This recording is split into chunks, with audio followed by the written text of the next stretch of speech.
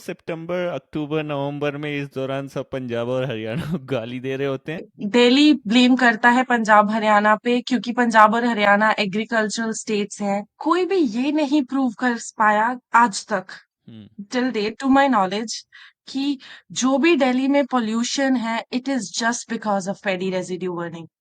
There are been numbers thrown, जैसे कि 17 to 43%, but rest is you guys. Delhi में और बहुत सोर्सेज हैं। I hmm. Mean I am all, मतलब मैं कोई पंजाब को डिफेंड नहीं कर रही हूँ।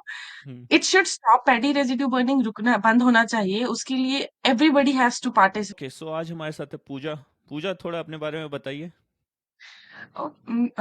मेरा नाम पूजा है, पूजा चौधरी। मैं पंजाब से हूँ। पंजाब में एक डिस्ट्रिक्ट है नवां शहर, जो कि शहीद भगत सिंह का भी मतलब जिला था। मतलब ही वॉज बॉर्न देयर, उससे बहुत ही क्लोज जगह है।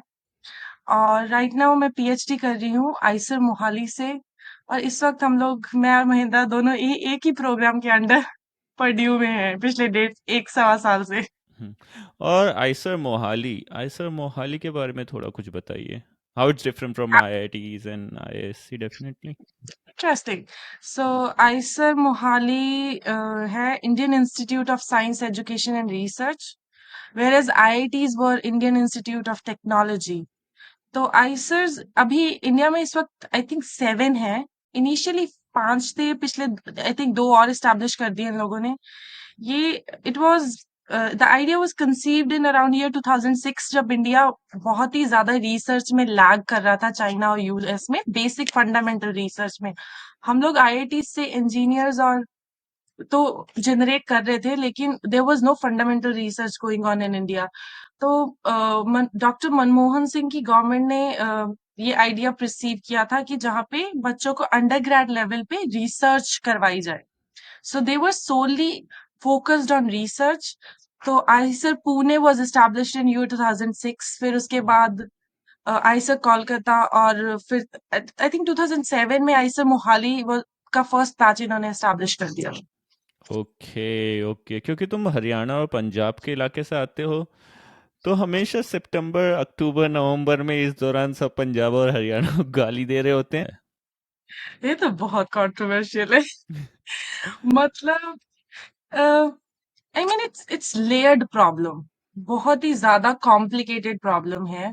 और बहुत ही मतलब use it's I mean commonly ये दिल्ली ब्लेम करता है पंजाब हरियाणा पे क्योंकि पंजाब और हरियाणा एग्रीकल्चरल स्टेट्स हैं, विच इज गेहूं हम लोग बोलते हैं उसको। तो वो दोनों ये दोनों फसलें ऑल्टरनेटिवली उगाई जाती हैं। तो उनको जब पैडी मतलब राइस का हार्वेस्ट होता है सितंबर अक्टूबर अक्टूबर में यूजुअली हम्म। होता है, hmm. And it it can go till November के बिगनिंग में। तो उस वक्त बहुत ज्यादा they they actually burn their residue. जो भी क्रॉप हार्वेस्टिंग के बाद में बच जाता है उसको क्रॉप रेजिड्यू कहते हैं। हम्म। तो उसको वो जला देते हैं और उससे फिर एयर पोल्यूशन पैदा होता है। और हम्म। वो एयर पोल्यूशन ट्रैवल करके दिल्ली चला जाता है।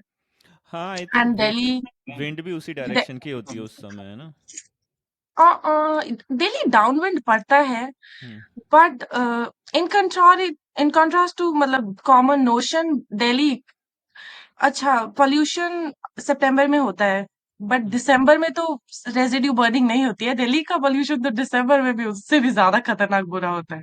हम्म। उसके पीछे मेट्रोलॉजी भी एक रीजन है। हम्म। दिल्ली मतलब जैसे जैसे ठंड बढ़ेगी, तुम्हारी बाउंड्री लेयर होती है एक तरह का, तू बबल मान ले अर्थ के आसपास, हम्म। वो और नैरो हो जाता है, छोटा मतलब श्रिंक हो जाता है, क्योंकि जैसे जैसे ठंड पड़ती है वो बबल जहाँ पे पॉल्यूटेंट्स मिक्सअप होते हैं वो हम्म। नैरो हो जाता है, तो बहुत थोड़ी जगह में उतना ही पॉल्यूशन होता जाता है। Okay okay. और भी एक रीज़न ये भी है कि जो हिमालयन रेंज है, उधर तो क्रॉस हो नहीं सकती, पहली बात तो है। ठीक है, कुछ हाँ, भी वो चीज़ हिट है, कुछ करके भी वापस। फ्लो है, उस हिट करके वो इसी डायरेक्शन में कंसंट्रेट हो जाती है। तो एक फ्लो का भी रिलेशन है, क्योंकि जो वेस्टर्न, तो reason, one of the reason is recently एक वेस्टर्न फ्लो के बारे में बात हो रही है कि एक ना फ्लो चलता है, वेस्टर्न एयर फ्लो चलता है जो उधर टर्की और इस मेडिटेरियन सी से चलता है, वो इस डायरेक्शन में चलता है। जो जनरली सर्दियों के आसपास होता है, और उसके साथ मिक्स होके अरेबियन सी के साथ जो एयर आती है वो वहाँ पे रेन करवाती है, जो जो भी दिसंबर में होती है, दिसंबर जनवरी में। तो जो वेस्टवर्ड की विंड होती है ना, वो भी उसके लिए थोड़ा बहुत रिस्पॉन्सिबल है, जो दिल्ली में जो कंसंट्रेट हो जाता है। आई मीन यस, मतलब स्टडीज हुई हैं, हम्म। कोई भी ये नहीं प्रूव कर पाया आज तक, hmm. Till date to my knowledge, कि जो भी दिल्ली में पोल्यूशन है it is just because of paddy residue burning. There are been numbers thrown, जैसे कि 17 to 43%, but rest is you guys. Delhi में और बहुत सोर्सेज हैं। I hmm. Mean I am all, मतलब मैं कोई पंजाब को डिफेंड नहीं कर रही हूँ। Hmm. It should stop, paddy residue burning रुकना बंद होना चाहिए, उसके लिए everybody has to participate. Hmm. तो ये जो एरोसोल्स होते हैं यही सबसे ज्यादा डेंजरस होते हैं, या कुछ और कंपोनेंट्स भी हैं जो, क्योंकि मैं सुन रहा था एयरसोल्स इतने छोटे होते हैं कि वो नॉस्ट्रिल्स में जो हेयर होते हैं वो भी उन्हें रोक नहीं पाते और डिपॉजिट हो जाते हैं। तो यही जो आजकल रेस्पिरेटरी प्रॉब्लम्स हो रही है उसका रीजन यही है क्या? I mean it's fun fact कि कोविड भी एरोसोल के साथ ही, मतलब हम लोग को हम्म। एरोसोल के बारे में कोविड के टाइम में ज्यादा पता चला कि ओ ये भी तो है। हम्म। ए, अ, देख, पोल्यूशन क्या होता है, जो एयर पोल्यूशन है वो दो तरह का होता है। It's basically two types, one is gas phase, one is particle phase. Gas phase मतलब गैस मॉलिक्यूल्स, और पार्टिकल मतलब जो एक्चुअली पार्टिकल की फॉर्म में होंगे, एरोसोल वो टाइप। एरोसोल्स उसको बोलते हैं। हम्म। जैसे हम लोग तो कंज्यूम अज्यूम कर ले कि हम लोग कुछ भी ये डिओड्रेंट्स वगैरह छिड़काते हैं, तो हम्म। वो स्प्रेई मिस्टी पार्टिकल्स हैं, वो जरूरी नहीं है कि सॉलिड हो, लिक्विड भी हो सकते हैं। So okay it's okay. Liquid और सॉलिड इज एरोसोल, और हम्म। गैस है जो वो गैस फेज पॉल्यूटेंट्स है। Okay okay, nice. और चलो बैक टू पराली बर्निंग और स्टबल बर्निंग। सो मैं ये देख रहा था कि रिसेंटली क्या हुआ था, यही पंजाब और हरियाणा एक ऐसा रीजन है जहाँ सबसे ज़्यादा ग्राउंड वाटर जो है ना बहुत ज़्यादा डिप्लीट हो चुका है, because that is the only source of irrigation. तो उसकी वजह से क्या हुआ, गवर्नमेंट ने ना जो राइस के लिए समय दिया है ना, वो एक महीने ना शिफ्ट कर दिया राइट हैंड साइड पे। दैट हैपेंड इन अराउंड 2000, जिसकी वजह से क्या होता है कि राइस और नेक्स्ट क्रॉप के बीच में ना बहुत कम गैप होता है। ठीक है, उसकी वजह से क्या होता है, उन्हें जल्दी जल्दी फटाफट अपनी डेफिनेटली फसल बंद करके या उसको हटा के नेक्स्ट क्रॉप स्टार्ट करनी है। तो that is the fastest way. और जो ऑल्टरनेटिव है I think they are very costly. What's your opinion about that? I mean तू बहुत अच्छे से होमवर्क करके आया है। You have read it all through. Yeah yeah. यही बेसिक प्रॉब्लम है। सो कि पहले, देख, मल्टी लेड प्रॉब्लम जब मैं बोलती हूँ तो उसका one of the reasons is कि वो हर तरीके से जकड़े जा रहे हैं। मतलब हम्म। एक साइड है कि तुम उनकी जो सोइंग डेट है वो शिफ्ट कर रहे हो ताकि you can save water, hmm. Which is also a good point. Hmm. But reports आई हैं कि उसका फर्क पड़ा नहीं है, वाटर स्टिल डिप्लीटिंग। हाँ। तो बट अब जब इधर आता है कि जब हार्वेस्ट करना है, तो हार्वेस्ट के टाइम पे तुमको बहुत कम दिन मिलते हैं। अगर तुम जल्दी जल्दी हार्वेस्ट करके अपनी प्लेन्स मतलब फील्ड्स हम्म। क्लीन करके नेक्स्ट, विच इज वीट, गेहूं हम्म। नहीं बीजोगे, हम्म। जैसे जैसे ठंड उतरेगी, जितना दिन गेहूं लेट होता जाता है उतनी ही उसकी यील्ड गिरती जाती। ओ जैसे तू अच्छा। 5 दिन गेहूं, दूसरे अगर तेरे कंपेनियन नेबर में बंदा है, तेरा फ्रेंड, वो तुमसे 5 दिन और एक हफ्ता भी पहले भिजा देगा, तो तुम्हारी फील्ड मतलब तुम्हारी यील्ड कुछ 10-15% उससे गिर जाएगी, और 10-15% फार्मर्स में मैटर करता है। बहुत कम मतलब काफी मार्जिन मिलता है फार्मर्स को भी ना, सबसे ज्यादा बहुत ही पैसे। कम डेज हाँ। मिलते हैं। हम्म। और फिर इसलिए सबसे सस्ता और टिकाऊ है एक माचिस की तीली खरीदो और लगा आग लगा दो। रात में लगा के ऐसा नहीं छोड़ है दो, कि सुबह आके फसल बिल्कुल, मतलब रात सुबह को, आके इट्स इट्स मैटर ऑफ 15, मतलब आधे घंटे का काम है रात में लगाने के, छोड़ने रात में वो लगाते हैं हम्म।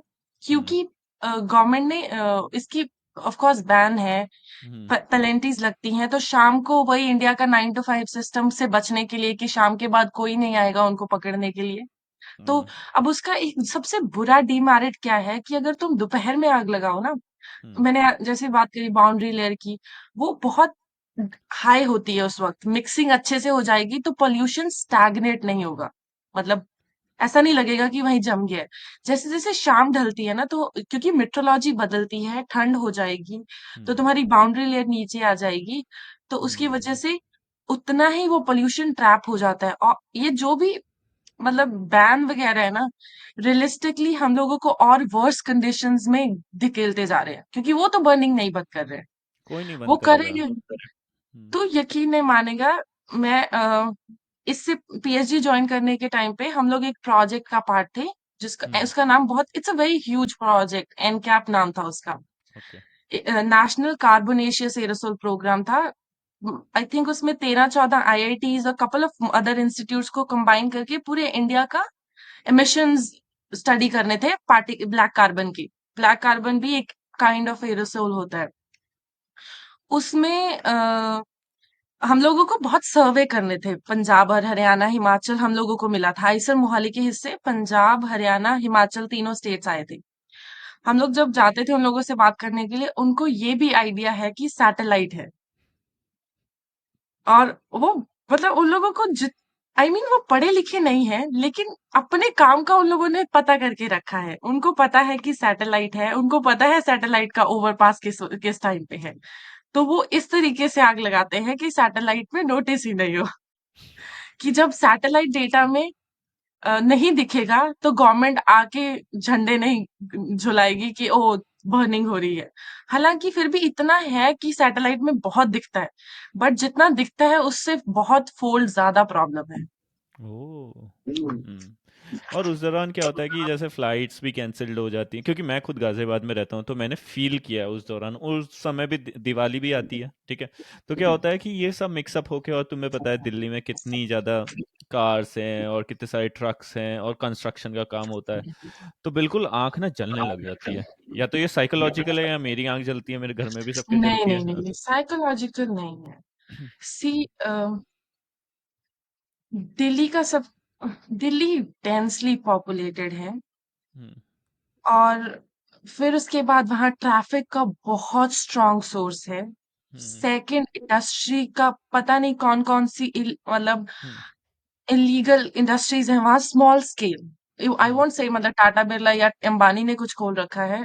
हुँ, आजकल अडानी बहुत पॉपुलर है पंजाब में। क्योंकि वो तो वो नहीं। फिर सेकंड, स्मॉल स्केल है, चाहे वो गार्बेज, ये रिसाइकलिंग प्लांट्स हैं छोटे छोटे हुँ, और व्हाट नॉट। मतलब दिल्ली के पास बहुत स्मॉल स्केल इंडस्ट्री है। फिर वो बहुत सोर्स स्ट्रांग है, क्योंकि उसमें भी रेगुलेशंस नहीं है। हुँ, बड़ी इंडस्ट्री होगी वहां, तुम लोग फिर भी रेगुलेशंस के नाम पे उनको फोर्स कर सकते हो। हुँ, फिर कहीं तीसरे चौथे नंबर पे पराली आती है। और फिर मैं वही, मेरा पॉइंट आ जाता है कि पराली का जो भी सीजन है, इट्स अक्टूबर नवंबर। और जो दिल्ली में दिसंबर में हाल होता है, उसका उसका कौन जिम्मेदार है फिर? हुँ, हुँ, हुँ, उसकी रिस्पॉन्सिबिलिटी कौन लेता है? और क्योंकि पैडी का सोर्स एक टाइम पे एक्टिव है, उसके बाद इट्स टोटली स्विच ऑन। कोई अपनी हरी फसलों को दिसंबर में आग नहीं लगा रहा है। हुँ, और हुँ, लोग ये नहीं समझ पाते। मतलब मतलब वही है कि मेरा तो ये कहना है कि एंड ऑफ द डे तुम अक्टूबर नवंबर फिर भी पंजाब के मत्थे मर दो।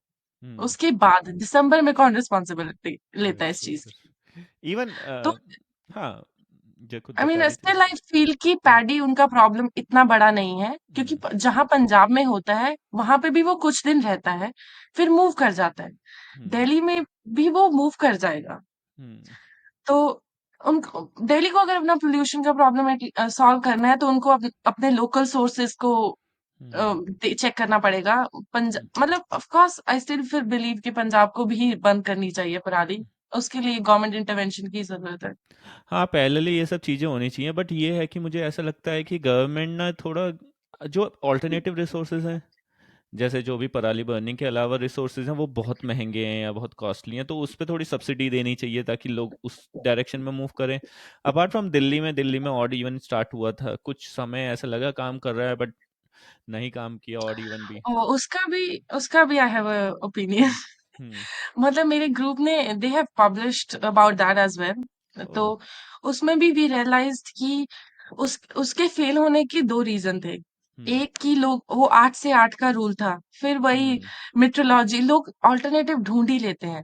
तो हुँ, वो 8 से पहले ट्रैवल करना शुरू करे। ऑफिस अगर तुम्हारा 10 बजे शुरू हो रहा है, वो 7 बजे जाके बैठ रहे हैं, क्योंकि इनकन्वीनियंस कोई नहीं चाहता है। तो फिर वो टाइप ऑफ इनकन्वीनियंस चूज करते हैं कि कौन सा इनकन्वीनियंस मुझे चाहिए, कि मैं किसी के साथ जाने का लूं, या मैं अपनी नींद खराब करके पहले ऑफिस पहुंच जाऊं और हम्म अच्छा एम्प्लॉय बनने की कोशिश करूं ताकि हम्म बॉस तो खुश रहेगा।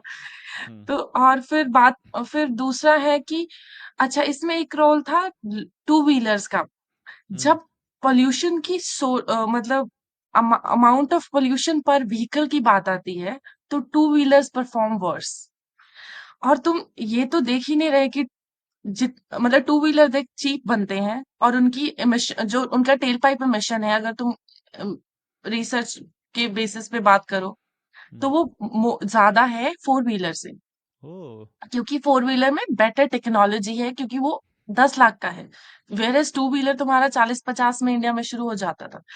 और फिर अगर तुम क्यूमुलेटिव इफेक्ट भी देखते हो ना, तो हम्म उसमें भी क्या होता है कि जो टू व्हीलर है नंबर में इतने ज्यादा हैं, और तुम उसका सोर्स, अगर एक टू व्हीलर लेट्स अज्यूम के 10 ग्राम पोल्यूशन कर रहा है, हम्म एम्बिगस मतलब ऐसे आर्बिट्रेरी नंबर ले ले, हम्म 10 ग्राम को तू 1 लाख से मल्टीप्लाई कर, वेर एज कार का अगर 12 भी कर रहा है, उसको तू 100, 150, 200, 500 से कर ले। तो वो हम्म क्यूमुलेटिवली टू व्हीलर्स का इफेक्ट ने कभी भी दिल्ली को क्लीन होने ही नहीं दिया उन उन ऑड इवन डेज। हाँ, और ये पॉल्यूशन जैसे पॉल्यूशन चेक्स जो ऑटोमोबाइल के लिए हैं इन टर्म्स ऑफ कार वो बहुत स्ट्रांग है एज कम्पेयर टू व्हीकल। अगर तू एक टू चीज़ और व्हीलर। देखेगी, इंडस्ट्री जो है ना, हर एक कंपनी जो भी कार की है, टोयोटा हो या फिर Hyundai हो, होंडा हो, हर साल उनकी एक नई कार आती है। मगर तू बाइक की कंपनीज को नहीं देखेगा हर साल नई बाइक आते हुए। तो क्या होता है, लोग पुरानी व्हीकल्स यूज कर रहे होते हैं, पुरानी पुरानी बाइक्स यूज कर रहे होते हैं। तो उसकी वजह से क्या होता है, पुरानी बाइक्स जब होंगी तो definitely with number of years, मुझे पता है लोग 10-10 साल पुरानी बाइक अभी भी स्प्लेंडर चला रहे होते हैं, ठीक है। ओह, 10 इज बहुत अंडर एस्टिमेशन। तो उसकी वजह से भी बहुत ज्यादा पॉल्यूशन होता है, तुम डायरेक्टली देख सकते हो। और वन ऑफ द मेजर है सबसे ज्यादा जो मुझे लगता है ट्रक्स, क्योंकि ट्रक्स कैरी करते हैं बहुत ज़्यादा हैवी लोड और उनका इंजन होता है डीजल। और डीजल इंजन जनरली बहुत मतलब उसमें बहुत फ्यूल नास्टी होते हैं। एफिशिएंसी बहुत बेकार होती है। और एक चीज़ और होती है दिल्ली के समय, एक तो चलो ऑड इवन वो काम नहीं करता या करा नहीं करा उसको कंट्रोवर्शियल है, नहीं मेरे करा। को डेटा के बारे में इतना नहीं पता। नहीं बट ये करा है कि नहीं। उन दौरान क्या होता है, ये कंस्ट्रक्शन साइट पे जो काम कर रहे होते हैं, क्योंकि दिल्ली में हर समय कुछ ना कुछ कंस्ट्रक्शन बहुत हाई लेवल पे चलता रहता है। मेट्रो तो हमेशा ऑनलाइन ही रहती है, वहाँ पे कंस्ट्रक्शन मेट्रो का ऑनलाइन खुदाई चल ही रही है। खुदाई चलती रहती है जेसीबी लेके। तो उसकी वजह से क्या होता है, उनको ना हॉल्ट करने को कहते हैं 1 मंथ के लिए। तो क्या होता है, वो भी अपनी टारगेट डेडलाइन पूरी नहीं कर सकते। तो ये कोलोकेटिव प्रोसेस ना मतलब इकोनॉमी को भी डैमेजिंग कर रहा होता है, तो गवर्नमेंट को स्ट्रिक्ट एक्शन बहुत लेने ज्यादा। चाहिए। या तो एक तुम्हें पता है ये क्लाउड सीडिंग वाला हाँ जो हाँ, दुबई में करते हैं, यार मुझे ऐसा लगता करते है करते। कि उस आई डोंट नो इंडिया कितना अच्छा क्लाउड सीडिंग करता है करता नहीं है। टेक्नोलॉजी अगर दुबई के पास है तो इंडिया के पास भी हो सकती है, चाइना के पास है। तो उस दौरान क्यों ना रोज बारिश करवाई जाए, रोज मतलब एक हफ्ते में एक बार, ताकि ये सेटल हो जाए। क्या लगता है? सी, मैं बहुत कंजर्वेटिव हूँ इस थॉट को लेके। हम्म वन, कि ये वही नेचर के साथ छेड़छाड़ मत करो टाइप। मेरा हम्म बहुत सॉलिड हाँ ओपिनियन है इसमें कि बहुत पंगे ले लिए और मत लो। हाँ and once in a while कर सकते हैं, अगर बहुत ज्यादा नीड है, कि हम्म मतलब इतना हेज हो गया है दिल्ली के ऊपर, और तुम्हें देख रहा है कि मेट्रोलॉजी में विंड सर्कुलेशन है नहीं, हम्म क्योंकि पोल्यूशन को से तुम्हें विंड सर्कुलेशन से बचा सकती है, या फिर रेन। तो फिर उस सिचुएशन में कि लग रहा है कि अभी बहुत बड़ा मतलब पोल्यूशन इवेंट है, अब हमको बचने के लिए और कोई ऑप्शन नहीं है, क्योंकि वो एक्सपेंसिव भी है। मतलब दुबई के पास बहुत पर कैपिटा पैसा है, इंडिया के पास हम्म इतना पैसा नहीं है कि रेन रेन खेले। हाँ, दुबई का इलाका भी छोटा है, पॉपुलेशन कम है, हमारा हाँ। तो इतना बड़ा इलाका है। और दूसरा ये है कि तुम्हें बताइए, जब बीजिंग में ओलंपिक्स हुए थे तो उन्होंने हर रोज उसके 1 महीने पहले रोज क्लाउड सीडिंग करते थे, ताकि लोगों को लगे जो चाइना है, और वाह कितनी साफ हवा है, लोग झूठी बोलते थे कि चाइना में कोई पॉल्यूशन नहीं है। उसके बाद उनके वहां बाढ़ आई, पता है तुम्हें, वो जब ओलंपिक्स खत्म हो गए तो बहुत त्रासदी, जो तगड़ी वाले और बाढ़ वही आए तो इट्स हाँ। अगेन वही कि नेचर के साथ if you play, then you have repercussions और you have to face it. Then कोई नहीं बचा सकता तुम्हें उसके और बाद। ये भी आजकल एक टेक्नोलॉजी सुनने को मिल रही थी, दिल्ली कर रहा था स्मोक टावर। ये किस तरीके से काम कर रहे हैं, मतलब बहुत ज्यादा दिल्ली इस डायरेक्शन में जा रहा है कि स्मोक टावर लगने चाहिए, स्मोक टावर लगने चाहिए। आई मीन वही है देख, ये स्मोक टावर्स की स्टोरी और transition of India to electronic EV motor vehicles, hmm. इन सब का एक ही क्रक्स है कि तुम अपना पोल्यूशन का सिर्फ जगह शिफ्ट कर रहे हो। हाँ। क्योंकि जब तक हम लोग क्लीनर एनर्जी पे नहीं आते ना, देख ultimate source of energy sun है, और हम्म। जब तक हम लोग वहां नहीं पहुंच पाते, तब तक तुम मेरे घर की बजाय तेरे घर में, तेरे घर की बजाय दीपक के घर में कर दो टाइप। हाँ, ये तो है। मतलब यहाँ पे तो तेरा और दीपक का घर सेम ही है, उसके हम्म। बाद हिमाचल में मतलब तो शिफ्ट कर रहा है सोर्स, मतलब हम्म। अभी क्योंकि हर चीज के लिए तुम्हें इलेक्ट्रिसिटी चाहिए, और इलेक्ट्रिसिटी का सोर्स क्या है? कोल, थर्मल, हम्म। और मे बी कहीं कहीं न्यूक्लियर पावर प्लांट्स हैं। हम्म। तो जहाँ कोल है तो तुम यहाँ से फिर वो रोड पे नहीं, थर्मल पावर प्लांट्स में चली जाएगी, वो पोल्यूशन हम्म। का वो जितना भी अमाउंट है। तो वही हम्म। स्मोक टावर्स की स्टोरी है कि तुमको उनको रन करने के लिए एनर्जी चाहिए, और एनर्जी दिल्ली कोल से अभी आ रही तक है। कोल से आ रही है, और दिल्ली के पास कोल पावर प्लांट्स है। और हम्म। दिल्ली की वैसे भी गर्मियों में तो एनर्जी पूरी नहीं होती है, सर्दियों में हम्म। सरप्लस हो जाती है, तो वो फिर वही है उनको कि यहाँ शिफ्ट कर दो। उसमें हम्म। सेकंड ओपिनियन लोग मतलब हमेशा अगर कोई काउंटर करता है तो वो ये रहता है कि एटलीस्ट हम लोग वो अ, एक पॉइंट सोर्स पे लेके जा रहे हैं, वो एक थोड़ी बेटर चीज है कि तुम उनको क्लीन कर सकते हो। पॉइंट हम्म। सोर्स में उसमें भी मिक्स्ड है, हम्म। तो मतलब कितनी एफिशिएंटली कर पाओगे, और किस टाइप का पोल्यूशन तुम ट्रांजिशन कर दोगे कि गाड़ियां कैसा कर रही हैं, और इलेक्ट्रिक व्हीकल्स के बाद फिर तुम्हारा कोल पावर प्लांट कैसा करेगा। क्योंकि of hmm. Course petrol cleaner fuel है कोल से, क्योंकि कोल की ग्रेड्स हैं अलग अलग, और प्योर कोल इतनी आसानी से नहीं पावर प्लांट्स में नहीं जाता है वो। हम्म। तो स्मोक टावर्स में भी वही है कि, और वो बहुत ही स्मॉल एरिया का प्रोसेस है कि एक पार्क के लिए, हम्म। और एक वो लोकेलिटी एक सोसाइटी के लिए। कमर्शलाइजेशन ऑफ क्लीन एयर है कि मैं साफ हवा बेचना शुरू कर दूं टाइप। हम्म। हाँ, ये तो एक मूवी भी है जिसमें ना, अब मुझे नाम नहीं याद नहीं आ रहा, जिसमें ना कुछ कंपनीज होती हैं जो ना पता नहीं, मुझे मूवी का नाम याद नहीं है, बट क्या करती हैं उसमें ना, कुछ कंपनीज होती हैं जो स्मोक टावर बनाती है बड़े बड़े, और मतलब बहुत एफिशिएंट होते हैं, लो पावर में चल रहे होते हैं। तो क्या करती हैं वो, इतने ज़्यादा पॉल्यूटेड हो जाती है ना वर्ल्ड की एयर, कि गूगल और ये कंपनी तो उनके सामने एग्जिस्ट ही नहीं कर रही होती है, वो इतनी ज़्यादा डोमिनेट कर जा रही होती हैं, फिर वो ना पॉलिटिक्स को भी वो करती हैं, तो this is of the chart. But ये है कि हाँ, मैं कहता हूँ कि स्मोक टावर में एनर्जी बहुत ज़्यादा लग रही है, अगर एनर्जी सोलर पैनल से आ रही है तो दैट्स गुड। अगर अब वही। कोल और पेट्रोल से आ रही है तो फिर वही, मतलब घूम फिर के इधर से इधर से पकड़ो कहानी, या उधर से पकड़ो, सेम चीज़ है, हम्म, इधर का उधर कर दो। और जैसे इलेक्ट्रिक व्हीकल पे भी तूने बोला कि वो भी यही है कि इलेक्ट्रिक व्हीकल की अगर तुम यूज़ कर रहे हो, क्योंकि अगर हम इलेक्ट्रिक व्हीकल यूज़ करते हैं तो क्या होता है कि अगर मैं अपने घर में बिजली डायरेक्टली पावर प्लांट से ले रहा हूँ, तो जैसे 1 यूनिट आ गई, अगर मैं उसी बिजली से ईवी चार्ज कर रहा हूँ, तो मेरे को 1 यूनिट के बराबर माइलेज नहीं मिलेगा। क्यों गया? क्योंकि इलेक्ट्रिक कन्वर्शन में भी एक एफिशिएंसी होती है। लॉसेस है, हाँ, तो her at the end stage of पे द डे लॉसेस है। At the end of the day मैं जो अपने व्हीकल यूज कर रहा हूँ इंस्टेड ऑफ अ गैसोलीन, ठीक है, वो मैं इलेक्ट्रिक व्हीकल की अगर कोल पावर प्लांट से आ रही है तो it's more like not reliable, है ना? या हम्म। देन जब तुम सम अप करते हो ना सारे फैक्टर्स, उसको हम्म। मतलब काउंट करके, तो तुम्हें लगता फिर तुम्हें you don't see differences, even you hmm. Will be seeing कि you are getting into the worst like bad worst situation than what was before. या दैट्स तो ट्रू, दैट्स ट्रू।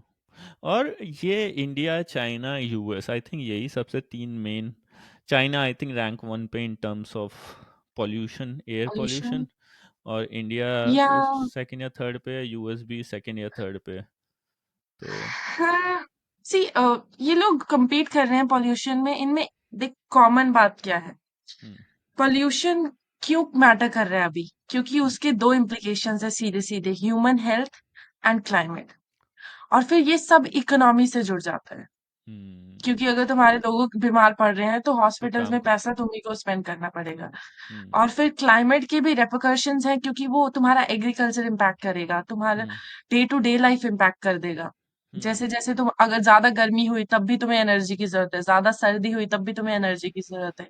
हम्म। तो और इन तीनों में कॉमन है कि population wise they are very strong, hmm. China, India and US as well. मतलब top two मतलब टॉप 3 ही है पॉपुलेशन में, आई थिंक सो। हम्म। या closely, I am doubtful about US की वो फोर्थ वो फिफ्थ थर्ड पे है पे कि था, नहीं। थर्ड थर्ड पे पे। ही है, हम्म। देन दे आर मतलब hmm. Top 3 in population. But interestingly इन लोगों का पोल्यूशन सोर्स डिफरेंट है, हम्म। बहुत अलग है एक दूसरे से। Hmm. If we talk about US, ये लोग let's start with India, so उसके रेफरेंस में हम लोगों को बेटर देखो समझ आ जाएगा कि हम्म। इंडिया में पोल्यूशन के जो मेजर सोर्सेज हैं वो है biomass burning. Biomass is anything that's living, मतलब जो जिसमें लाइफ थी पहले। तो उसमें हम लोगों के पास अभी तक इंडिया, रूरल इंडिया 50%, 50 to 60% अभी भी लकड़ी और वो कावडंग यूज कर रहा है एनर्जी ड्राइव करने ओह। के लिए। चाहे कुकिंग है, चाहे वाटर हीटिंग है, चाहे स्पेस हीटिंग है। तो हम्म। वहां पे हम लोगों का सोर्स है। सेकंड, फिर हमारे पास वही कि इंडस्ट्री है, फिर हमारे पास ये व्हीकल्स हैं, फिर कंस्ट्रक्शन वगैरह आ जाती है। बट मेजरली हमारा सोर्स बायोमास है। फिर वो पेडी रेजिड्यू अगर तुम प्लग कर दो बायोमास में, वो बढ़ जाता है। हम्म। लेकिन इन इन कंट्रास्ट टू इंडिया, इधर भी यूएस में भी बायोमास है, लेकिन ये इनके पास फॉरेस्ट फायर्स है। इनका मेजर ओह। सोर्स जिससे ये लड़ रहे हैं वो फॉरेस्ट फायर्स है, जो इनके कंट्रोल में नहीं है। वरना बाकी चीजें ये लोग सेट कर चुके हैं। उनके हम्म। पास बेटर क्लीन एनर्जी सोर्सेज है हमसे। हम्म। विंड पे बहुत रिलाई कर रहे हैं, तू देख सकता है, मतलब अपने इंडियाना में पूरे जगह विंड मिल्स लग रखे हैं। Excuse me. तो हम्म। इनका प्रॉब्लम वाइल्ड फायर के साथ है। हम्म। और इधर चाइना, चाइना में मेजर सोर्स कोल है। इंडिया में कोल का इतना प्रॉब्लम नहीं है क्योंकि हमारा एनर्जी अभी तक बायोमास पे भी टिका है। But hmm. चाइना में ज्यादातर कोल का प्रॉब्लम है क्योंकि उनकी पूरी, और चाइना कितना कुछ तो एक्सपोर्ट कर रहा है इंडिया को, हर किसी को, मतलब everything is made in China. अगर इतनी बड़ी इंडस्ट्री है, उसकी एनर्जी डिमांड उतनी ही ज्यादा होगी, और वो सारी कोल से पूरी हो रही है। तो हम्म। उनका प्रॉब्लम, उनका सोर्स कोल है। हाँ, ये बट तो सही कहा। Everybody is trying at their best to clean, मतलब चाइना ने तो वॉर ऑन पॉल्यूशन वगैरह भी कुछ छेड़ रखा था, उससे दे आर डूइंग बेटर। मतलब लेजिस्लेशन ला रहे हैं, रेगुलेशन कर रहे हैं। हम्म। और ये हाँ, जैसे क्या हुआ 1970s और 1980s में, जब सारी मैन्युफैक्चरिंग यूएस ने सोचा कि प्रॉफिटेबल है, और यूएस के रूल्स थोड़े स्ट्रिक्ट थे हर एक चीज़ को रिलेटेड एनवायरनमेंट से स्टार्टिंग से ही, तो उन्होंने क्या क्या करा कि सब चीज़ चाइना में शिफ्ट करने की कोशिश की, और चाइना के रूल्स इतने स्ट्रांग नहीं थे उस समय।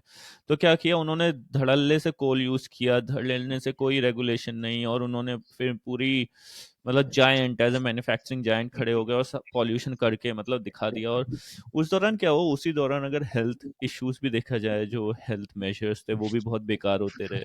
मतलब 10% एयर मोर अनहेल्दी हो गई during those years when manufacturing was becoming very powerful in but हाँ, चाइना अभी बहुत काम कर रहा है, जैसे $100 बिलियन की उनकी ईवी इंडस्ट्री है, सबसे बड़ी ईवी इंडस्ट्री है उनके पास $100 बिलियन की, और धीरे धीरे वो भी काम कर रहे हैं। तो यही है कि इस डायरेक्शन में सबको ही करना पड़ेगा। मेरा तो होप ही चाइना है फ्यूचर में भी। इन टर्म्स ऑफ सोलर हम लोग बहुत लैग कर रहे हैं। इंडिया के पास सरप्लस सोलर, मतलब हम लोगों की वहां धूप कितनी ज्यादा रहती है। हम्म। सोलर एनर्जी का सोर्स बहुत स्ट्रांग है। हम्म। यहाँ पे बहुत ओवरकास्ट स्काई रहता है, तूने देखा है कितना ही धूप निकलती है। बहुत ही लिमिटेड है। इंडिया में रिवर्स है, इंडिया में बहुत ज्यादा धूप है। नॉर्थ में तो और साउथ में दोनों में सफिशिएंट है।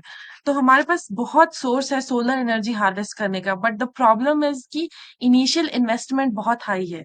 हम्म। तो व्हेन आई से चाइना इज दी, मतलब मेरी होप है कि उन्हें जब जिस दिन वो जंप करेंगे इस मार्केट में, वो है जो प्राइजेस को नीचे लेके आएंगे। और जिस हम्म। दिन इनिशियल इन्वेस्टमेंट के प्राइजेस नीचे आ गए सोलर के, तो हम लोग ट्रांजिशन कर जाएंगे क्लीनर एनर्जी में। हम्म। और यही वे फॉरवर्ड है अभी, हम्म। कि China has to plug in, और सप्लाई, मतलब कॉस्ट कट डाउन होगा, और India will switch to solar energy. लोग घरों में कर रहे हैं। हम्म। इवन मेरे नानी का घर राजस्थान में है। हम्म। पंजाब और हरियाणा, मतलब पंजाब बॉर्डर की साइड ही है, विजयनगर में, नॉट कोर राजस्थान में। बट हम्म। वो लोग, उन लोगों ने अपने घर में अभी सोलर ही लगा रखा है। और बट वो अफोर्ड कर सकते थे क्योंकि हम्म। वो दे दे वर वेल ऑफ। बट एक टाइम होगा जहाँ पे अफोर्ड करना हम्म। लिमिटिंग फैक्टर नहीं होगा। तो हुँ। उस वक़्त फिर सोलर ही अच्छा मतलब इज़ द ओनली अल्टरनेटिव। हाँ, और जैसे क्या होता है कि बहुत सारे सोलर पैनल्स अभी चाइना मैन्युफैक्चर करता है, the electronics of solar panels. तो धीरे-धीरे इंडिया ने भी मैन्युफैक्चर करना स्टार्ट किया और इसके अराउंड भी क्या हुआ, इंडिया इंडिया ने जैसे ही इंडिया के पास अदानी और टाटा के पास पावर आई कि वो खुद इलेक्ट्रॉनिक्स बना सकते हैं सोलर पावर के लिए, तो इंडिया ने ना क्या होता था इनिशियली सारे सोलर पैनल चाइना से इंपोर्ट होते थे। अब इंडिया धीरे-धीरे खुद मैन्युफैक्चर करने लग गया, तो हमने इंपोर्ट ड्यूटी लगा दी है चाइना के ऊपर ताकि उनके प्राइसेस बढ़ जाएँ ताकि वो और एक्सपेंसिव हो जाए, डेफ़िनिटली कॉम्पिटेंट। हम कॉम्पिटेंट रहे। और इंडिया का जो वर्ल्ड का सबसे बड़ा सोलर पावर प्लांट है या सोलर प्लांट है वो है थार डेजर्ट में, जो इंडिया ने मैन्युफैक्चर या किया और मतलब सबसे बड़ा है। और मेरे को याद है मैं उत्तराखंड से आता हूँ, तो मेरे गांव में क्या है जो खेत जो थोड़े बंजर टाइप के हो गए हैं ना, जिनमें कोई खेती नहीं हुँ, करता, तो उनको ना गवर्नमेंट ने पैसा दिया कि हम यहाँ सोलर पैनल पैनल लगाएंगे, तुम्हारा खेत यूज करेंगे, 10 साल के लिए लीज है, ठीक है। तो उनको हर महीने कुछ पैसा मिलता रहता है और वहां से धड़ल्ले से बिजली बनती है। और मैं कुछ स्टैटिस्टिक्स नंबर देख रहा था, अगर कंपेयर किया जाए कंट्रीज की नंबर ऑफ ने एनर्जी सबसे ज्यादा रिन्यूएबल रिसोर्सेज से आती है, इंडिया फर्स्ट पे है 38%। माना कि हमारी हाई एनर्जी रिक्वायरमेंट्स कम है चाइना से, इन टर्म्स ऑफ नहीं 36% हमारी है, चाइना की 32% है, बट चाइना की एनर्जी रिक्वायरमेंट हमसे 4 टाइम्स है। तो इस टर्म में देखा जाए कि पर मेगावाट के टर्म में देखा जाए तो चाइना नंबर 1 पे है, ठीक है। और फिर यूएस सेकंड पे है, ठीक है।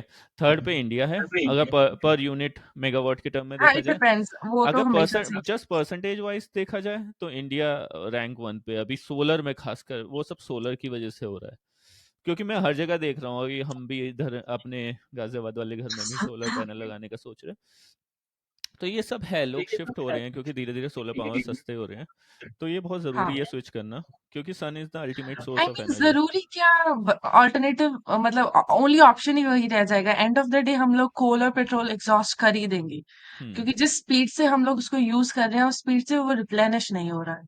हम्म। सो अ, तो एंड ऑफ द डे हमको स्विच करना ही पड़ेगा, चाहे वी लाइक इट और नॉट, वही हम्म अल्टीमेटली हमारी ऑप्शन बचेगी।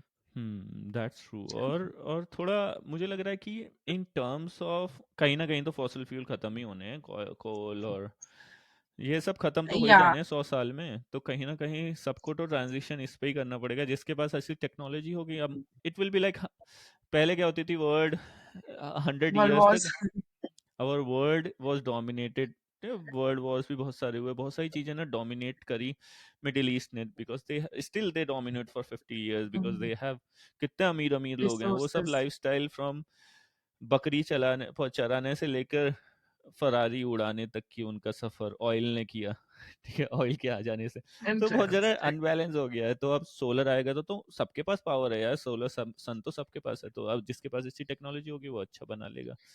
तो ये है, इस डायरेक्शन में गवर्नमेंट को कुछ लेने चाहिए डायरेक्टिव्स, आई बिलीव। नहीं, ऐसा नहीं है, ले रही है। Government hmm is investing so much in clean energy. Hmm bits and pieces में है, क्योंकि ऑफ कोर्स मतलब इंडिया के केस में हम लोग के पास बहुत प्रॉब्लम्स है एड्रेस करने को। Hmm so this is also one of the them. तो ऐसा नहीं है हो रहा, मतलब नहीं हो रहा है। Hmm it's gonna hmm be there, but चल रहा है। हाँ। और जैसे यूएस में क्या है कि यूएस ने ना रिसेंटली अभी लॉन्च किया clean act, clean air act something like that, उससे ना बहुत ज़्यादा रिस्ट्रिक्शन लग गई है। मैं एक देख रहा था, पता है, एक सर्वे हुआ यूएस में 1990 से लेकर 1980 से लेकर 90 समथिंग 2000 तक।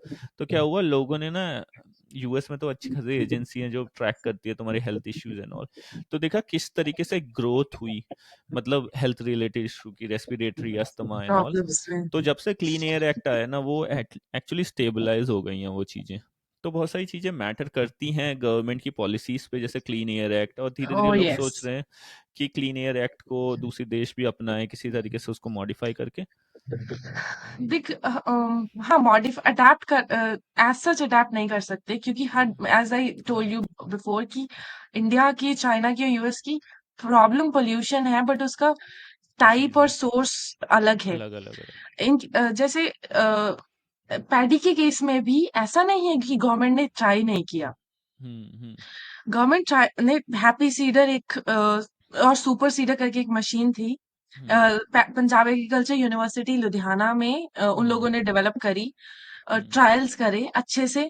बट उसमें वो काफ़ी जगह लैग कर गए, अभी तक जो इम्प्लीमेंट नहीं हुआ। Again I am speaking from the experience, क्योंकि मैंने I have talk to every farmer in those villages, कि उन हुँ, लोगों का था कि एक तो वो मशीन शुरू में एक्सपेंसिव है, ठीक हुँ, है?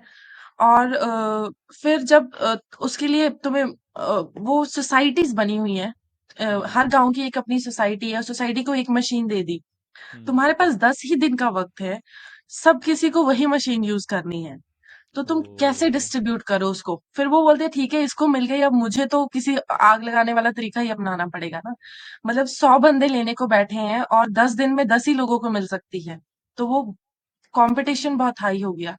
फिर उसका लिमिटेशन था अ, कि लोग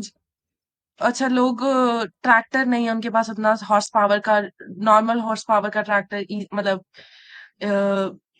मतलब 45 टू 50 हॉर्स पावर होता है और उसके लिए 70-80 के आसपास चाहिए। फिर वहां लिमिट कर जाते हैं अगर लोग इंटरेस्ट भी दिखाए ना यूज करने के लिए। मैंने ये जरूर देखा था कि ऐसा नहीं था कि वो ऑल्टरनेटिव नहीं चाहते, रिजिडिटी नहीं है। हुँ, द डे सरकार ऑल्टरनेटिव ले आएगी, वो हुँ, यूज करते हैं। हुँ, मतलब मैंने देखा है फार्मर्स बहुत ज्यादा वर्सेटाइल है इस मामले में और एक्सेप्टेंस में। उन लोगों की फार्मर फेयर्स होते हैं। इवन एक क्लॉज आता है जहां पे हम लोग बोल देते हैं कि ऑल्टरनेटिव फार्मिंग क्यों नहीं ट्राई करते। ओके। क्योंकि ऑफ कोर्स ये भी एक प्रॉब्लम है जो पंजाब को एड्रेस करनी है कि अब बहुत मतलब बहुत हो गया ये वीट राइस, और तुम लोग कैपेबल भी नहीं हो, तुम्हारी सॉइल और वाटर तुमको अलाउ भी नहीं कर रहा है ये सो करने के लिए। बट वो करे जा रहे हैं क्योंकि एमएसपी उसी पे है। MSP is minimum miss support support price, कि कुछ नहीं तो इतना तो गवर्नमेंट दे के तुम्हारा खरीद ही लेगी। दैट गिव्स यू सिक्योरिटी कि तुमको 6 महीने के बाद में तुम्हारे घर में इतने पैसे पक्का आएंगे अगर तुम सो करोगे। हुँ, अब जब वो अल्टरनेटिव में बात आती है कि फॉर इंस्टेंस तुमको बोलो कि पल्सेस उगा लो, अज्यूम कि हम दोनों फार्मर्स हैं एक गांव में, मैंने इस साल पल्सेस उगा दिए कुछ अपनी, क्योंकि ऑफ कोर्स मुझे सिक्योर रहना है तो मैंने आधी तो स्टिल राइस रखी, कुछ में पल्सेस उगा दिए। अब पल्सेस का सीन है, मुझे इस बार अच्छा रेट मिल गया, उसपे एमएसपी नहीं है, ठीक है? हुँ, वो जो भी मार्केट में अच्छा रेट था it was like double two triple two जो मुझे वीट या राइस दे रही थी। अगले साल क्या होगा, तू मोटिवेट हो जाएगा, अदर बाकी लोग भी मोटिवेट हो जाएंगे कि ओ ठीक है, पल्सेस अच्छे चल रहे हैं, वो भी पल्सेस उगा देंगे। अब फिर क्योंकि मार्केट में सरप्लस जनरेट हो गया और कोई एमएसपी नहीं है, अब सरकार नहीं मजबूर उसको खरीदने के लिए, फिर हुँ, लोग बचते हैं उस चीज से, क्योंकि फिर उसका रेट इतना गिरता है कि तुम्हारी जो मतलब तुम्हारा इन्वेस्टमेंट है वो भी नहीं निकल के आता, और ये हुआ ओके। है ओवर द इयर्स। ऐसा नहीं है लोगों ने ऑल्टरनेटिव क्रॉप्स ट्राई नहीं किए, हुँ, but end of the day उनको फिर उसका 1 साल बेनिफिट मिला अच्छे से और उसके बाद नहीं मिलता है क्योंकि फिर बाकी ओह! लोग आ जाते हैं। तो it's a complex multi layered problem, इसमें बहुत लेयर्स है। हुँ, इफ आई मतलब एक्सप्लेन मोर, तो जैसे पेडी रेजिड्यू है, वो टेक्निकली एक रिसोर्स है, मतलब उस वो इतना अच्छा रिसोर्स है एनर्जी का, कोल को रिप्लेस कर सकता है, हर चीज को रिप्लेस कर सकता है। बायोमिथेनेशन प्लांट्स लगाए, अब सीन वही आके खड़ा हो जाता है कि तेरे पास वही 10-15 दिन है हार्वेस्ट के बाद, हर किसी को अपना फील्ड खाली चाहिए और हर किसी को एक दूसरे से पहले चाहिए, क्योंकि जितनी जल्दी तुम बस हुँ, बीजोगे उतने उतना अच्छा तुम्हारा वीट जाएगा। एज सिंपल एज दैट, हर दिन तुम्हारा 5% यील्ड गिरता है, और ये मतलब it's again study done by one of my old group members. तो उसमें अब अगर ऐसी टेक्नोलॉजी, उसमें ऑफ कोर्स तुमको ऐसी मशीन्स चाहिए जो उनको बेल आउट कर दे, बेलिंग सिस्टम कहते हैं उसको। अब उसमें क्या होता है कि तुमको हर किसी को वही बेलिंग सिस्टम एक ही दिन चाहिए, मतलब वही दस हुँ, दिन में चाहिए।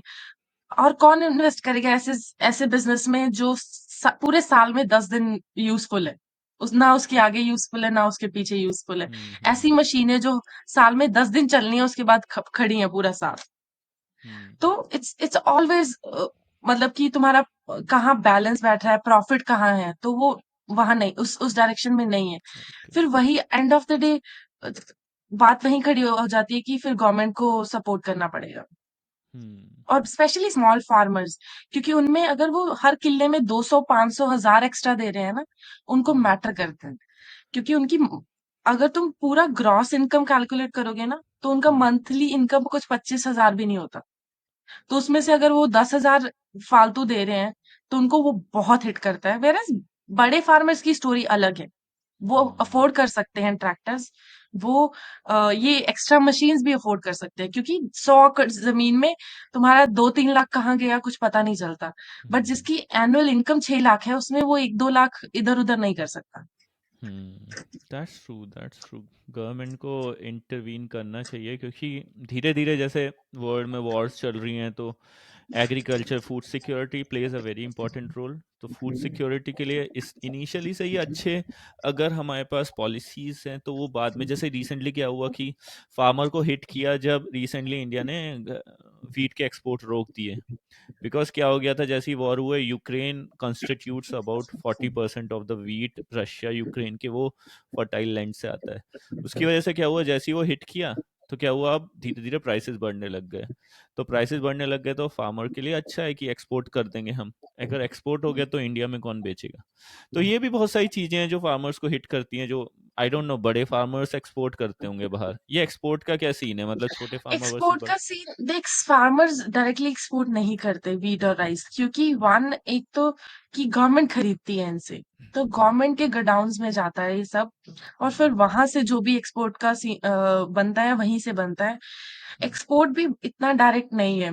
एक्सपोर्ट हम्म। में भी प्रॉब्लम्स बहुत सारी आ जाती हैं, क्योंकि हम लोग यूएस को बहुत राइस एक्सपोर्ट करते हैं। हम्म। रिसेंटली अब जो पंजाब की बेल्ट है, ये बठिंडा जो बेल्ट है, वो हम्म। आर्सेनिक के हैवी डोज, मतलब क्योंकि फर्टिलाइजर्स, केमिकल फर्टिलाइजर्स और पेस्टिसाइड्स की स्प्रे की वजह से वहां का ग्राउंड वाटर हम्म। में आर्सेनिक का कॉन्सेंट्रेशन ज्यादा है। हम्म। उसकी वजह से क्या हुआ कि वो ऑफ कोर्स प्लांट अपटेक कर लेता है, हम्म। वो उसमें तुम्हारे राइस में आ गया। अब गवर्नमेंट ने सब एक्वायर किया हुआ है, बट जब वो एक्सपोर्ट की बारी आती है, तो गवर्नमेंट को बहुत ही बैठ के आराम से वो कह ले कि बहुत अच्छे से उसको टेस्ट करना पड़ता है, क्योंकि यूएस फिर सैंपल फेल कर देता है तो पूरा स्टॉक फेल हो जाता है। चाहे वो उसमें तुम्हारे मतलब एक ओके। ही बैच गंदा था, तो उसमें हम इंडिया में तुम कुछ भी भेज सकते हो, क्योंकि कोई टेस्टिंग वेस्टिंग नहीं चलती है, बट बाहर जब जाता है तो तुमको अच्छे खासे पैरामीटर से उसको पास कराना पड़ता है, हम्म। तब वो पहुंचता है। ओके। तो एक्सपोर्ट यूजुअली गवर्नमेंट के हाथ में है, उसमें हम्म। फार्मर्स का कोई रोल नहीं है। वो अपना हम्म। एमएसपी लेके उनको छोड़ आते हैं। हम्म। उसके बाद वो जो भी करें वो उनकी मर्जी, वो गोडाउन में चूहे खाएं पूरा सालों साल सड़े, और या तो फिर अभी एक बाहर हम्म एक्सपोर्ट हो।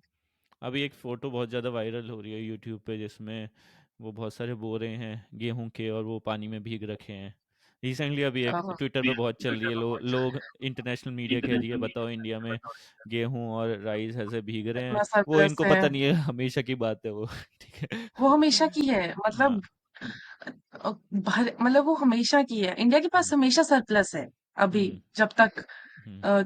ये चल रहा है व्हीट और राइस, मतलब जब तक एमएसपी से हम्म। एक्वायर कर रहे हैं, हम्म। तो अभी वो हमेशा की है, वो कोई नई बात नहीं है।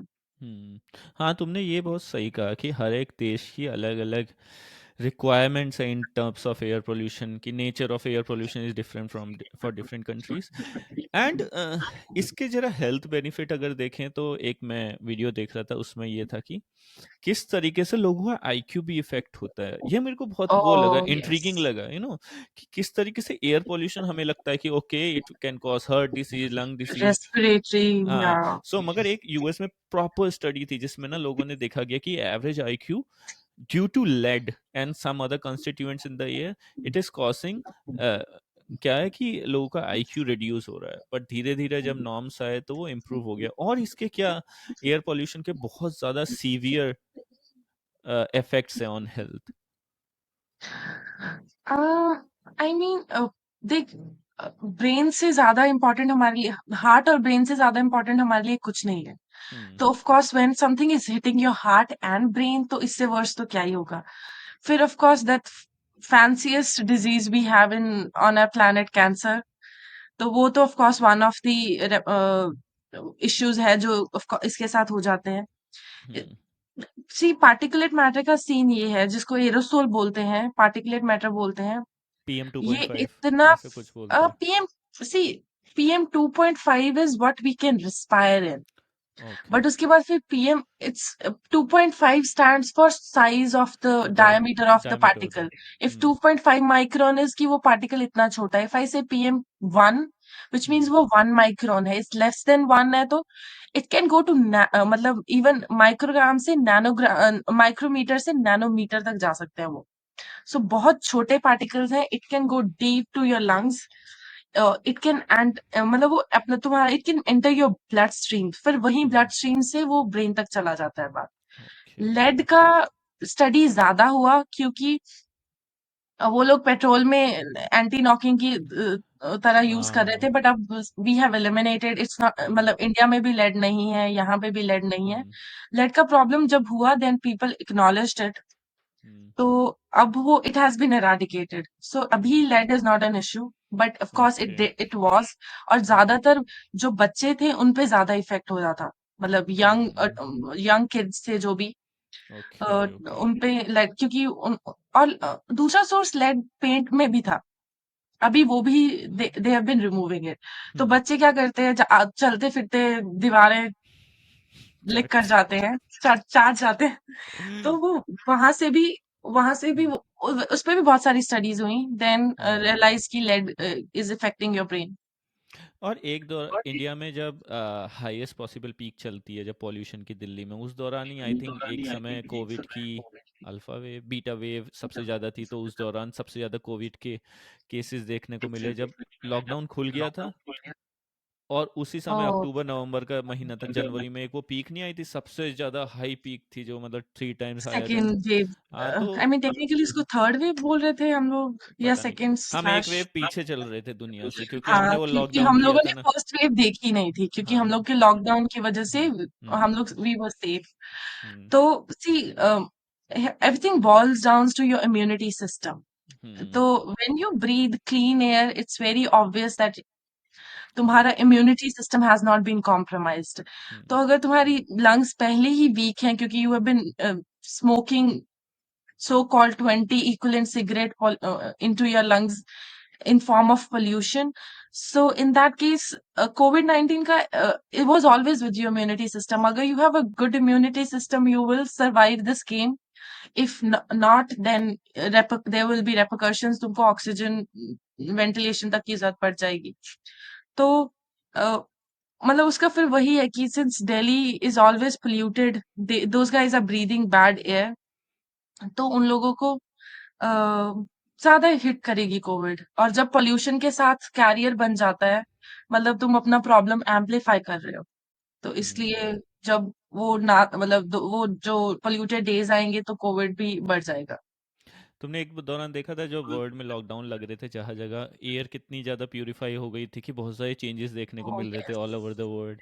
जैसे बर्ड्स का भी कुछ देखने को मिला था कि बहुत सारा वो बर्ड्स स्काई देखने को वाज मिल सो रहे थे। क्लीन। इस ट्राई मतलब लोग आसमान में सितारे देख पा रहे थे जहाँ कभी नहीं देखे लोगों ने। दैट पानी वाज बहुत क्लीन था। ब्यूटीफुल। सो लोग दिखा रहे थे किस तरीके से बिफोर आफ्टर तो या दैट बस वाज ब्यूटीफुल। जस्ट क्योंकि लोग खेती तो तब भी कर रहे थे, ठीक है, खेती तब भी कर रहे थे, बस कार्स बंद हुई थी, जस्ट कार फॉसिल फ्यूल से और ड्रिवन। मोस्टली इंडस्ट्री बंद हो गई थी, हाँ इंडस्ट्रीज भी बंद हो गई थी। तो इंडस्ट्रियल्स और कार्स। हाँ तो ये चीज़ पे कंट्रोल कर लिया जाए, खेती तो हमारे लिए फंडामेंटल है ही, तो थोड़ा इस डायरेक्शन में। Oh yes, I hmm mean and देख, कोई भी प्रॉब्लम ना आइसोलेशन में एग्जिस्ट नहीं करती है, हम्म और कोई भी आइडियल सोल्यूशन नहीं है। हम्म फॉर एग्जाम्पल एक कॉमन मिथ है, सिंस तुमने ट्रैफिक की बात करी तो मेरे दिमाग में आ गया, एक हम्म कॉमन मिथ है कि ओ पोल्यूशन से बचना है प्लांट मोर ट्रीज। ओ ओहो, तो इसमें एक जो लेयर है ना, हम्म ट्रीज अच्छे हैं कि हम्म ऑक्सीजन देते हैं, और हम्म इवन रोड साइड ट्रीज जो है ना, हम्म उनका रोल है कि वो पोल्यूशन से हमको बचाते हैं। हम्म बट तूने बट नॉट ऑलवेज और नॉट एवरी ट्री, उसमें भी तुमको बहुत स्ट्रेटेजिक होना चाहिए, जहां रिसर्च जो फंडामेंटल रिसर्च है वो रोल प्ले करती है। हम्म तो मतलब एक हमारा मतलब आइसर मोहाली से ही एक रिसर्च पब्लिश हुई थी जहाँ पे वो लोगों ने डिस्कस किया था कि यूरोप में पहले हो रखी थी, बट इंडिया के ट्रीज के बारे में नहीं थी, क्योंकि इंडिया के ट्रीज भी डिफरेंट हैं यूरोप से। तो जैसे हम लोग ये मैंगो है, और आई थिंक पीपल का ट्री है। पीपल। ये लोग ये चीज आर नॉट गुड अगर हम लोग रोड साइड पे लगाते हैं। रीजन बीइंग कि ना, ओजोन तूने सुना है? ओजोन लेयर, मतलब ozone is also polluted. Ozone अच्छी है अगर वो स्ट्रेटोस्फेयर में हमें यूवी से बचाती है। द टाइम वो नीचे ऑक्सीजन की जगह लेनी शुरू कर देगी, वो प्लांट्स के लिए भी हार्मफुल है और हमारे लिए भी। तो ओजोन का क्या है कि कोई प्राइमरी सोर्स नहीं है, मतलब कोई भी प्रोसेस अभी तक ऐसा नहीं स्टैब्लिश हुआ जो ओजोन इमिट करता है। जैसे हम लोग बर्निंग करते हैं तो CO2 निकलती है, कार्बन मोनोऑक्साइड निकलती है, कोल होगा तो SO2 भी होती है। गाड़ियों से नॉक्स बन जाती है क्योंकि नाइट्रोजन अपने उसमें एयर में है। लेकिन ओजोन का कोई डायरेक्ट सोर्स नहीं है। ओजोन हमेशा क्या होता है कि जो गाड़ियां हैं वो नॉक्स की बहुत बड़ी एमिटर है। NOx is nitrogen oxides. Basically क्या होता है, इंजन इतना गर्म हो जाता है, इतना हाई टेम्परेचर होता है जब हम एयर सप्लाई करते हैं, तो जो एयर में नाइट्रोजन और ऑक्सीजन है वो ब्रेक करके एक दूसरे के साथ कंबाइन हो जाती है। देख, ओके। अपना 78% एयर ऑक्सीजन है और 28-30 के आसपास, सॉरी नाइट्रोजन है 78, और 20 के आसपास वो है ऑक्सीजन। ऑक्सीजन। तो वो दोनों कंबाइन होके NO बनाते हैं। तो वो जो नॉक्स है गाड़ियों से निकली, और जो और वॉलेटाइल ऑर्गेनिक कंपाउंड सुने हैं तूने कभी? VOCs बोलते हैं इनको। ओके। जो वो भी तो नहीं है CFCs? ना, कारो कारो CFCs क्लोरोफ्लोरोकार्बन। क्लोरोफ्लोरोकार्बन है। हम्म। VOCs, देख जैसे नाम ही है, वॉलेटाइल मतलब जो वॉलेटाइल है, जो हम्म। बहुत ही ज्यादा वेपर मतलब गैसियस फॉर्म में रहेंगे। हम्म। ऑर्गेनिक कंपाउंड्स मतलब ऑर्गेनिक कंपाउंड्स है। फॉर एग्जाम्पल ये मीथेन, प्रोपेन, ये सब जैसे हैं। जैसे हम्म। मीथेन है वो भी हाँ। VOC है। हम्म। अ, ओके। और बेंजीन तूने और सुना है? जैसे बेंजीन है, हम्म। फॉर्मेल्डिहाइड है, हम्म। मिथेनॉल है, हम्म। ये सब चीजें। वो सैनिटाइजर भी होते हैं ना, मिथेनॉल वगैरह। ये भी जैसे हम हाथ पे लगाते हैं तो एकदम उड़ जाते हैं ना, तो वो वॉलेटाइल है। तो वो ऑफ कोर्स मीथेनॉल एक ऑर्गेनिक कंपाउंड है। जो जो वॉलेटाइल ऑर्गेनिक कंपाउंड्स है जो रूम टेम्परेचर पे हवा में मतलब गैसियस फॉर्म में रहेंगे, नॉट लिक्विड फॉर्म में। लिक्विड फॉर्म में हम लोग लैब में उनको रखते हैं, बट वैसे ये मतलब वेपर बहुत जल्दी बनते हैं इनके, तो उनको, तो वो VOCs, प्लांट्स VOCs एमिट करते हैं। तो जैसे प्लांट्स VOCs एमिट करेंगे और इधर से नॉक्स रिएक्ट करेगी, वो दोनों एक सर्टेन स्टेप ऑफ रिएक्शन के बाद ओजोन बना देते हैं, मतलब सेकेंडरी ओजोन बनाते हैं। और ऑफ कोर्स वो ओजोन अच्छी नहीं है। तो वो स्टडी ऐसे थी कि अगर तुम ये मैंगो लगा दोगे रोड साइड्स में, तो उसके जो मैंगो के गुड पार्ट्स हैं कि ऑफ कोर्स वो लीव्स, बड़े बड़े पत्ते हैं, उनपे सरफेस पे पोल्यूटेंट पार्टिकल्स सेटल डाउन हो जाते हैं तो एयर को क्लीन करते हैं, ऑक्सीजन देते हैं। पर उसके जो गुड्स प्लसेस हैं और माइनसेस को जब कंबाइन करते हैं तो वो माइनसेस ज्यादा स्ट्रांग हो जाते हैं, तो उनकी प्लसेस की वैल्यू कम रह जाती है। तो इसमें, तो वो स्टडी में ये था कि यू हैव टू डिसाइड कि तुमको कौन से प्लांट्स चाहिए रोड साइड में। तो you have to be thoughtful of those process. मतलब उसमें दे हैव सेड कि अशोका अच्छा है, हम्म। कि अगर if you plant it road sides तो उसके pluses are more stronger than minuses. So hmm. So इसीलिए मतलब इन्वायरमेंट के केस में वही है कि कोई आइडियल सोल्यूशन नहीं है। You have to hmm. Work around with plus and minuses and work your way out कि तुमको हम्म। क्या करना है। इसलिए पीपल के पेड़ के नीचे भूत आते हैं रात में। No, okay, so no. एक ये भी है, जैसे तुमने बताया डिफरेंट डिफरेंट प्लांट्स की डिफरेंट डिफरेंट क्वालिटी होती है। I mean different different plants अलग अलग तरीके से प्यूरिफाई करते हैं। तो एक शार्क टैंक में एक कंपनी आई थी जिसका नाम था यू ब्रीथ। सो उन्होंने क्या किया था कि रूट्स से ना प्लांट्स इनहे मतलब क्या किया उन्होंने, जनरली जो प्लांट्स होते हैं ना, तो उनके रूट्स भी इनहेल करते हैं कुछ, और बैक्टीरिया को वो करते ओह हैं। तो यस, उन्होंने क्या किया यस। कि उन्होंने ना एक सिस्टम बनाया जिसमें ना उन्होंने third 3 times more air supply करी प्लांट्स के जड़ों से, रूट्स को। रूट से। सो उससे ना उन्होंने दिखाया है कि एक रूम में ना अगरबत्ती जला दी, अगरबत्ती का जो भी धुआं है, तो उन्होंने ना, और वो मशीन चालू करी, वो एक तरीके से कंप्रेसर है जो उसके थ्रू ना बहुत सारी एयर भेजता है। तो उन्होंने दिखाया कि एक नॉर्मल प्लांट वर्सेस हमारा प्लांट तो 3 टाइम्स रिड्यूस हो रही थी उससे, मतलब जो भी एयर पॉल्यूशन, का एयर बहुत पॉल्यूशन ज़्यादा था। पॉल्यूट, जितनी भी पॉल्यूशन उन्होंने खुद क्रिएट करी थी उस ग्लास चेम्बर में। तो उसको कुछ वो शायद किसी आईआईटी से ही था ये कॉन्सेप्ट, आईआईटी जोधपुर था या आईआईटी कहीं का आईआईटी था, नॉर्थ का आईआईटी था, बट उन्होंने बहुत अच्छा काम किया था। उन्होंने लगभग ये बताया कि प्लांट्स घर में रखना चाहिए, मगर कितने प्लांट रूम रख सकते हो, तो उन्होंने बताया कि इतना, ये तरीके का plant maximum amount of generate करता है ऑक्सीजन, तो तुम इतने ज्यादा रखोगे तो इससे इससे अच्छा है कि तुम 3 टाइम्स इंक्रीज कर सकते हो जस्ट हमारी टेक्नोलॉजी यूज करके। माना कि वो यूजिंग बहुत आवर महंगी थी, टेक्नोलॉजी, वही लेस, थोड़े प्लांट रख के भी you can have equal effect. और तुम उतना एक अगर इंटरेस्टिंग। प्लांट को एरिया डेडिकेट कर रहे हो, तुम ज्यादा उतने में ही ज्यादा ऑक्सीजन प्रोड्यूस कर सकते हो। तो वो बहुत सारे इंडस्ट्रीज को बेच रहे थे, मगर टेक्नोलॉजी थोड़ी महंगी थी, 25,000 की, बट स्टिल लोग खरीद रहे थे, इंडस्ट्रीज खरीद रही थी दिखाने के लिए कि हमारे पास ये सी टेक्नोलॉजी। मतलब मैं होती तो आई वुड हैव इन्वेस्टेड, मतलब हम्म। हाँ, क्योंकि किया किसी ने तो इन्वेस्ट अभी वैसे। दिल्ली में देख, जैसे किसी ने इमेजिन किया था कि रूम फिल्टर्स इतनी बड़ी जरूरत पड़, मतलब लोग हेपा फिल्टर्स ले रहे हैं हम्म। दिल्ली में। मुझे मतलब जितने लोगों को मैं जानती हूँ ना इंडोर के लिए, क्योंकि ऑफ कोर्स तुम इंडोर टाइम स्पेंड कर रहे हो और करना भी चाहिए, कि क्योंकि बाहर बहुत बुरा हाल है। हम्म। तो तुम एटलीस्ट अपने इंडोर की एयर क्लीन कर सकते हो, क्योंकि ऑफ कोर्स हाई वॉल्यूम से वही लो वॉल्यूम क्लीन करना इजी है। तो किसी ने कभी नहीं सोचा था कि कोई लोग रूम में एयर प्यूरिफायर लेंगे, बट अभी है दिल्ली में, नेसेसिटी है। ल- क- पैसे हैं कि नहीं है वो अलग बात है लेने के, बट अगर हम्म। किसी के पास है तो वो लेंगे, हम्म। हर एक रूम के लिए लेंगे। और मैं नहीं कहूंगी कि इट्स बीइंग फैंसी, हम्म। क्योंकि एटलीस्ट तुम अपने बच्चों को, और रात के टाइम तुम 8 घंटे तो साफ हवा में सो रहे हो। हम्म। तो अ, अगर गिवन गिवन सिचुएशन की ऐसा ही चलता रहा कि हम लोग कुछ नहीं कर रहे हैं and pollution is becoming getting worse, तो तुमको ऐसी चीजें लेनी पड़ेंगी खुद के लिए, हम्म। क्योंकि तुम तुम खुद का नहीं तो अपने बच्चों का भी इम्यून सिस्टम कॉम्प्रोमाइज नहीं करना चाहते। हम्म। स्कूल्स में, ऐसी जगह में यू हैव टू, द तुझे काइंड पता ऑफ है, पॉल्यूशन हाँ बता बता।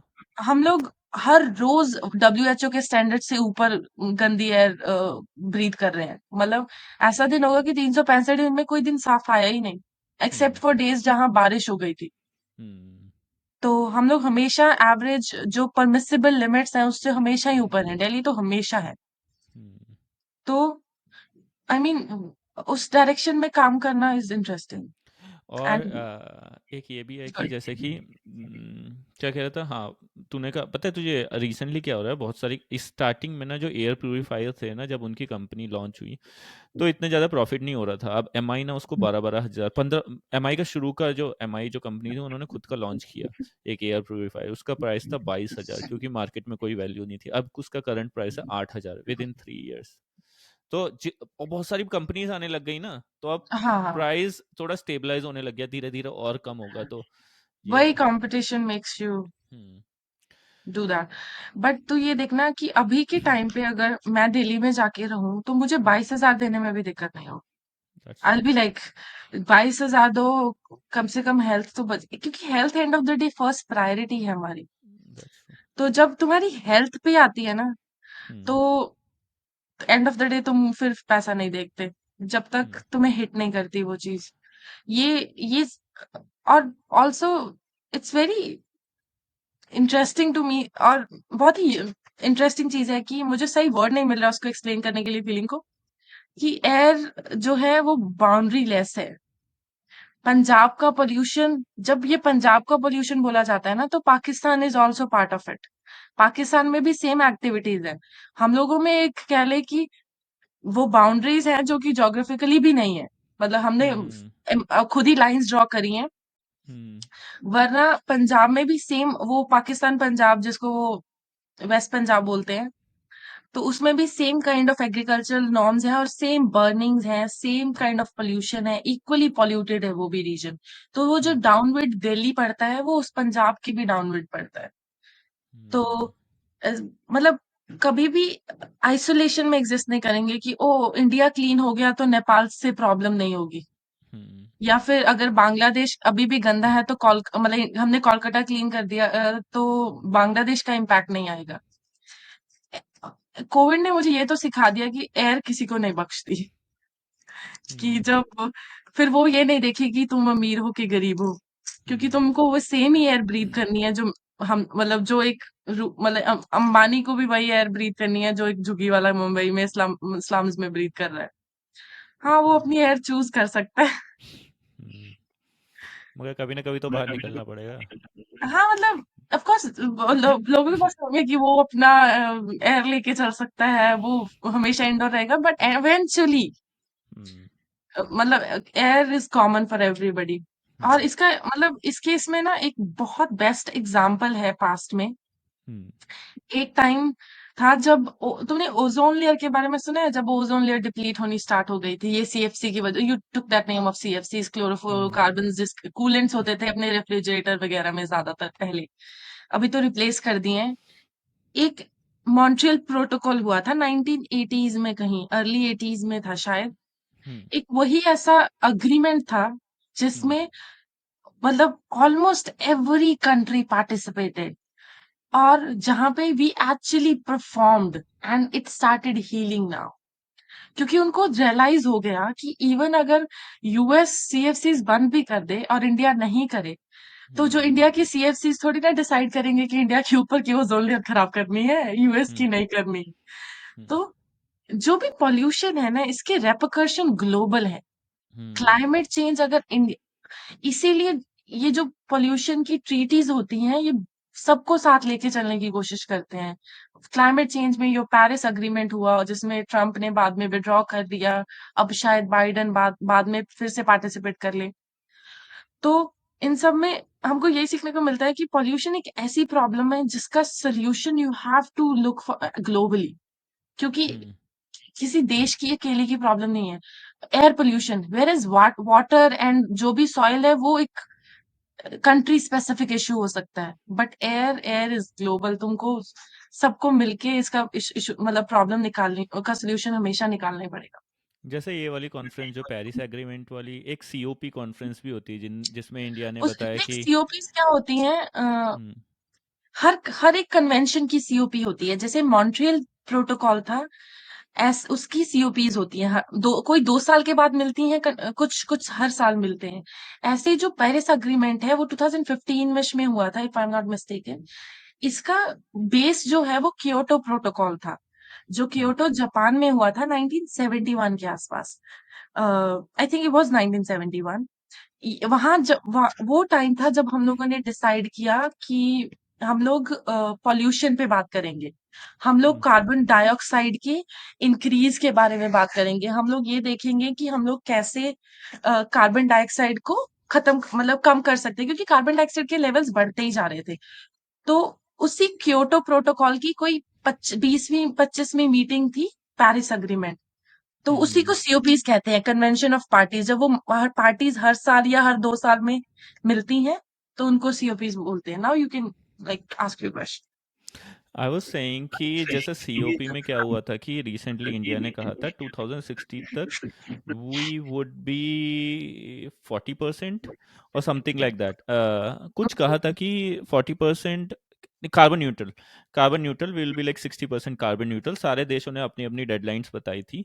तो अकॉर्डिंग टू दैट इंडिया ने अभी अनाउंस किया कि we are exactly on the track to be like something like 2060 तक कुछ कार्बन न्यूट्रल की परसेंटेज। आजकल तो ये देख रही है इंडस्ट्रीज भी किस तरीके से, जैसे एप्पल का जो एप्पल पार्क है जो यहाँ कैलिफोर्निया में बना है, इट्स कार्बन न्यूट्रल। जो रिसेंटली इंडिया ने लॉन्च किया है, एप्पल ने रिसेंटली मुंबई और इंडिया में लॉन्च स्टोर। किया है 2 स्टोर्स, वो भी कार्बन न्यूट्रल है।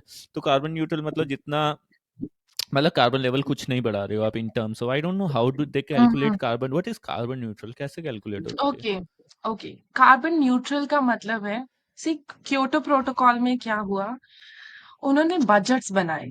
बजट हम्म। का मतलब है कि लिटरली तुमको बोला कि तुम इतने किलो कार्बन इक्विवेलेंट प्रोड्यूस करोगे। कार्बन इक्विवेलेंट का मतलब है ग्रीन हाउस गैसेस हैं, मीथेन है, हम्म। ओजोन भी एक ग्रीन हाउस गैस है।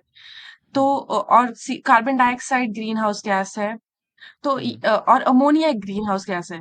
तो इन सब के अपने अपने इफेक्ट्स हैं।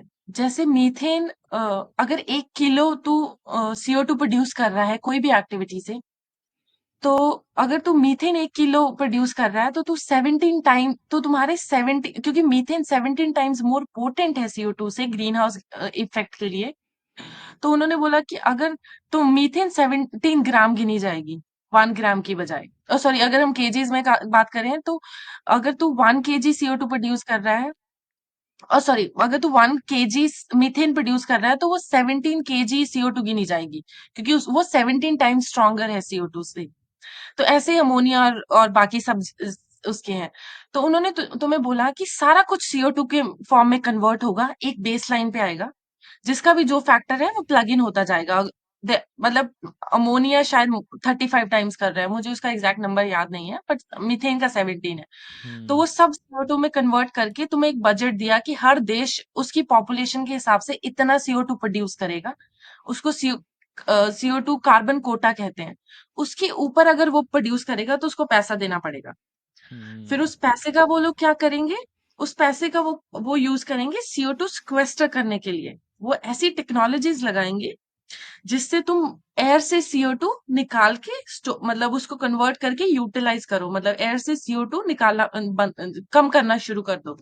ऐसी बहुत सारी मतलब रिसर्च चल रही है जहाँ पे CO2 सिक्वेस्ट्रेशन कहते हैं उसको, जहाँ तुम लोग CO2 को, आई मीन मोस्टली मैंने जो देखा है वो बायोटेक्नोलॉजी की फॉर्म में होती है। वो लोग माइक्रो ऑर्गेनिजम्स मतलब जनरेट करते हैं, उनकी एक्टिविटी स्टडी करते हैं जो CO2 एक्चुअली यूज करे एयर से। और प्लांटेशन भी उसका एक पार्ट है, अगर तुम ट्रीज लगा दो।